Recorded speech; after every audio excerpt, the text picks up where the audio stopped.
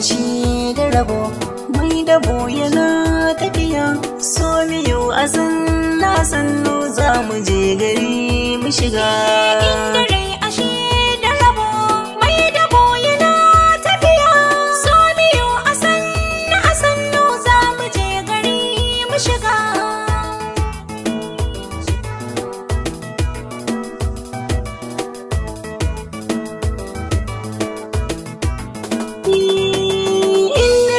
shi da rabo wannan batun da ne haka ne tunda mun zamo ɗaya duk makiyan mu zan wajen kunne duk abin da na yi sai ba ta karki da mukan so ne ya rike ni don ko ne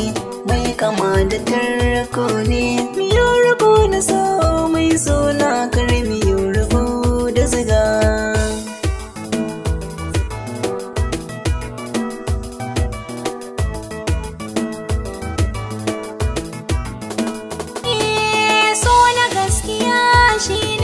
san ka zuciyai wani biyu wasu lokutan ko ina jiki ya dinga yin zafi ga idanuwa na kan mararin ganin ka sun yi kafi ran bikin mazan gafi dan gidan kaza na tafi dole ne na canza kyau na zubi da rayuwar na shiga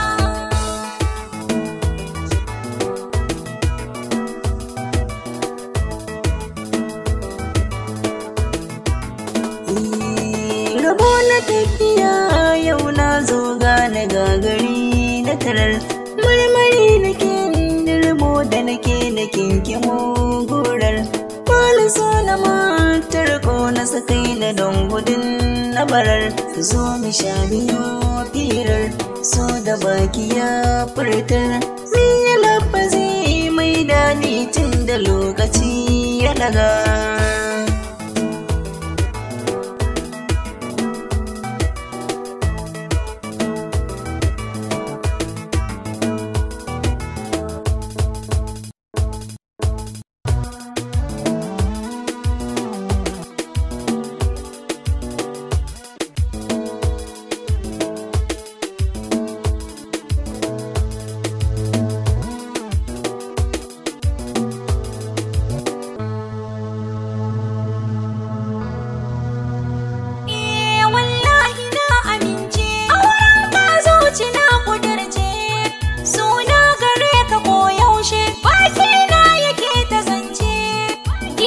cikin dawa kaga abinci na ta ne itace